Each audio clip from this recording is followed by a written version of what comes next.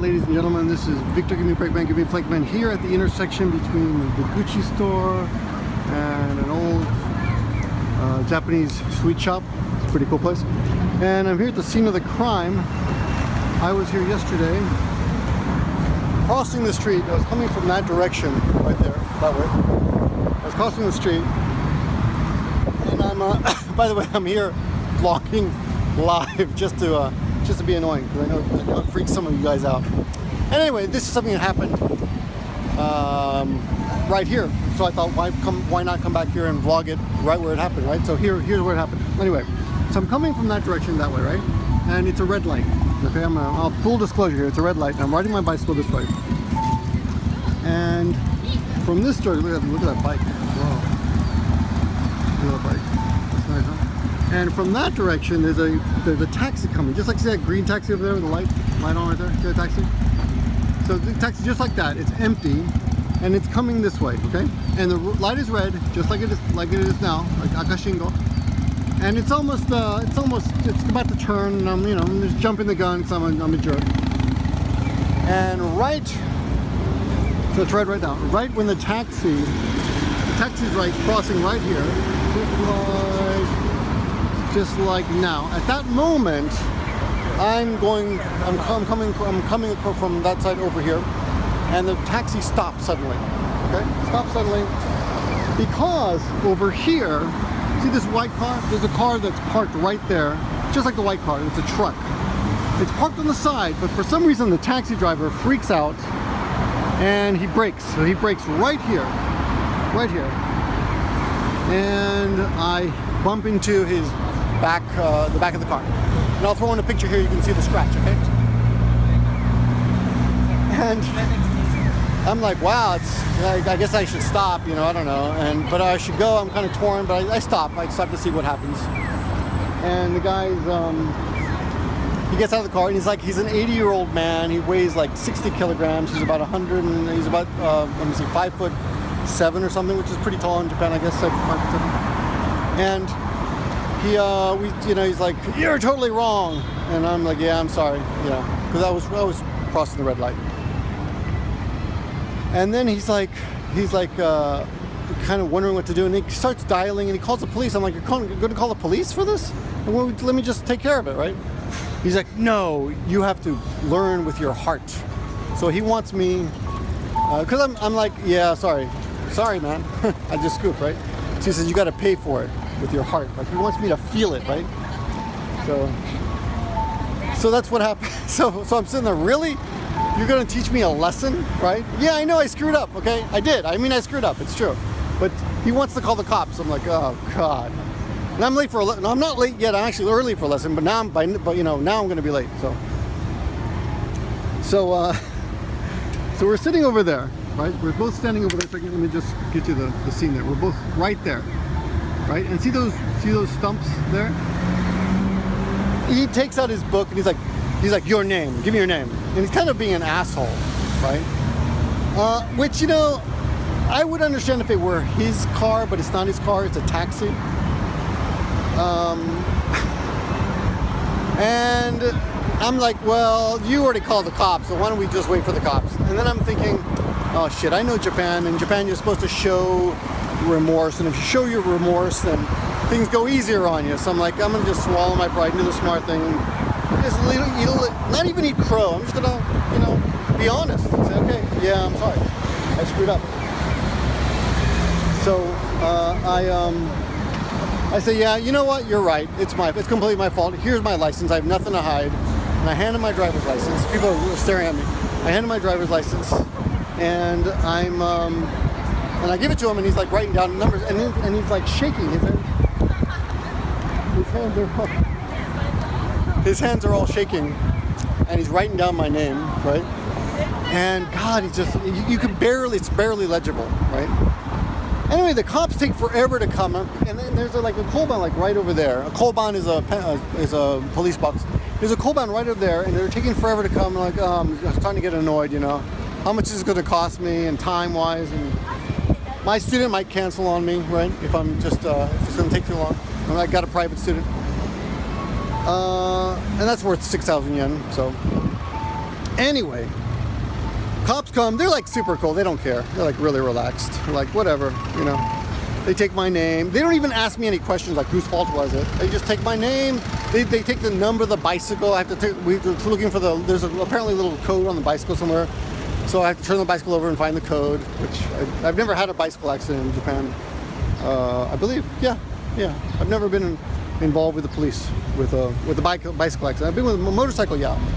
Maybe even a car accident. I don't remember. It's been 25 years. I'll have to think about it. Not important. Anyway, so the cops come, they take all the information. One cop talks to me, one cop talks to him. The taxi's parked over there. And the guy's really old, right? So check this out. See this stump right here? He leaves. Oh yeah, and the cops leave. Sorry, the cops just take off. They're like, okay, well, you guys settle it amongst yourselves. Just trade your information. And we're leaving. So I'm like, I'm about to leave too. And he leaves his book right here. And he doesn't seem to notice that he has left his book. Right? Amazing. So I'm thinking this can't be what's happening, because this is like a movie, right? He's left his book and all my information's in the book. All I have to do is swipe the book and I'm home free. I'm done. I don't have to do anything. Just take the book and I'm free, right? So I'm looking around and I'm trying to figure out if he really notices that maybe he knows it's there and he just laid it down. But he doesn't. He turns around, he's walking around, and we're not making too much small talk or anything, but anyway, I slip my phone right on top of it, you know, put my phone right on top of it like this, like over on top of it, and I pick it up. A little trick I learned off YouTube, right? And I took it, right? I put it in my pocket, and I'm like thinking, wow, this guy's gonna start going crazy in a few minutes. Oh yeah, and I forgot to tell you this, but after the cops leave, he calls his boss, or he called his boss earlier. The boss is coming, but the boss is like far away, so it's gonna be like, it's like 30 minutes for the boss to come. Meanwhile, the police have come and gone. 30 minutes have passed. So it's like 10 more minutes, the boss is coming. I'm like, I'm leaving in 10 minutes. And he asked me if I'm Russian because my name is Victor. He goes, that sounds like a Russian name. I'm like, no, I'm American. Are you sure? Anyway, he's a really old guy. He's like 80 years old, right? But surprisingly, he speaks a little bit of English, which he tries to practice on me a little bit, but whatever. But what was interesting, he's like, he tells everybody, this guy speaks perfect Japanese. He's like, don't worry about it. He tells the cops to come, he speaks perfect Japanese. And he tells his boss on the phone, he speaks perfect Japanese. So anyway, so his boss finally comes, and this boss is equally an old dude. Like, they're both super old dudes. And the old man, you know, the taxi driver now has noticed that his book is gone. He's like, going, what the hell is it? Where is it? And he can't find it, right? And he's checking, and he's starting to walk around. He's starting to look in the gutter, and he's walking up and down and looking. And he goes into his taxi, and he's looking in his taxi, you know. And I do have to stress that he was being an asshole, a bit of an asshole. So, but it was my fault. So, but then I start thinking, okay, this is not a movie. And then I start thinking, you know, what's the cops have my name and stuff, and there's not really anything to hide. There's nothing to be gained by this except just screwing with the old man a little bit. So, and then, of course, I said, wait a minute. You see on YouTube all the time, like, hidden cameras and shit, and they're like cameras. So I start looking around, right, for cameras, and I don't see any, but you never know, right? You never know. So when the both old men go to the other side of the taxi to look at the scar, I throw the book on the ground, and right in front of his door. So he just probably thought he was nuts, you know, like he's like, what? How could it be there, you know? So anyway, I returned it. So I didn't do anything bad. I just kind of fucked with him a little bit. And then I talked to Mully, Warmoth Strat, and he tells me, oh man, you should have lied. You should have just kept going. You should have, which is really what I would tell anybody too, about what I'm unable to do, because I don't know, I thought, do the right thing, right? But after I told myself do the right thing, what did I end up doing? I ended up stealing the old man's book. Well, yeah, stealing. I mean, he did. Technically, he did. I didn't steal it. He lost it, and then I picked it up. So, but I returned it, right? So, but yeah, so Molly says that it's going to cost. The taxi drivers are going to claim. Oh yeah. So at first the taxi driver said, I forgot this. This is what started to annoy me. Yeah, in the beginning, the taxi driver said, it's not going to cost you anything. I just want you to learn your lesson. Kyokun ni narate hoshii, or kyokun ni, what is it? Kyokun o ukete hoshii. Kyokun is to learn a lesson. I'm not sure how to use that verb though. I'll put that in the description. There's a Japanese lesson for me, but he wants me to learn my lesson. So, you know, he's being all, you know, stuck up about this accident, right? Which is my fault, but I'm willing to pay for it. But learn my lesson is kind of silly. So at first he says it's not going to cost me anything, and then he tells me, then the new guy comes and says it's going to cost a lot of money, and we're going to send you a Mitsumori okurimasu. Mitsumori is an estimate. They're going to send me an estimate. So now I'm like, oh God, how much could this be? And Mully, who has some experience with cars, you know, he's got a car, he's always buying and selling. Well, he's got a lot more experience with cars. He tells me they're gonna hit you for. I wouldn't be surprised if they charged you 200 to 300,000 yen. And I'm like, oh damn. And I'm like, I got to talk about this some other time. But I'm like, I'm paying back a really big debt, and I'm almost done with it. So I'm like, that's gonna be done in September. So I'm like, I can't pay you anything until September, you know, at the earliest.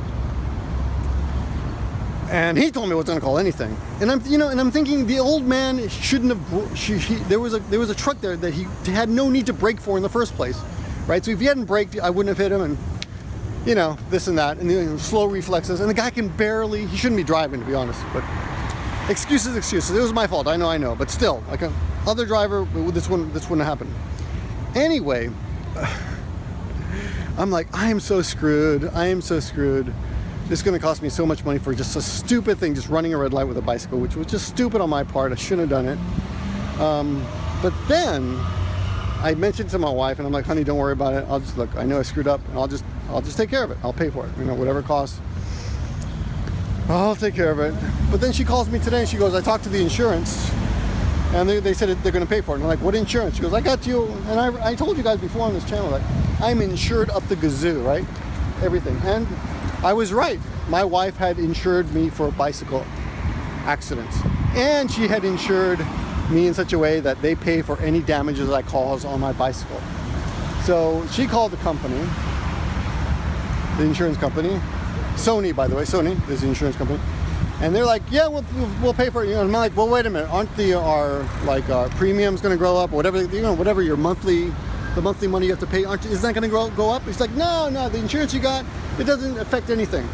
He goes, well, I'm going to call I give him the phone number of the taxi company. He goes, I'll call the taxi company, we'll take care of it, all right? And I guess he's going to probably haggle with him a little bit because I mentioned the fact that the old man he braked suddenly. I won't say broke suddenly, he braked suddenly, so I guess he's going to do some kind of negotiating there on their part to save a little money, I guess. But he's like, it's none of your problems. You're completely insured. It's not going to change your rates or premiums or anything at all. You don't have to pay anything. So amazing. So I'm just so lucky to have married a woman to take care of everything like that. I mean, I lived in Japan like what 15 to 18 years before I got married. But after I got married, you know, and I was fine. Everything was fine. I had insurance back then too, but nothing like this. I am so insured. I'm really lucky. But it just goes to show you shouldn't really run red lights, because shit like this can happen. And if you're not as lucky as I am to be married to my wife and have all that lucky insurance, not lucky of course, but you know what I'm saying, don't do what I did. It was stupid. I have screwed a little bit with old people in the past when they're being assholes to you. There was this one guy in front of a convenience store.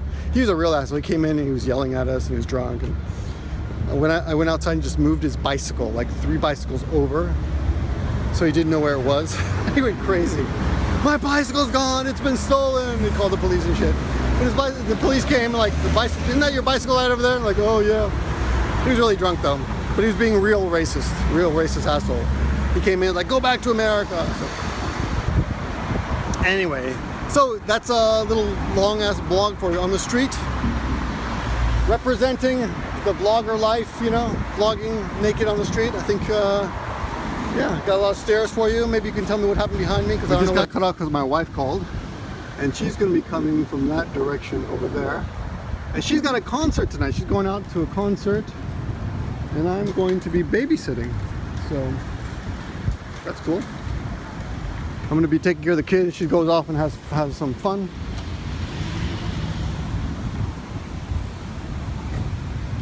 And that's actually one reason I've been unable to make so many videos recently. Just the kid, man, going to the GPK like 4 times a week, or he gets up at 4 in the morning.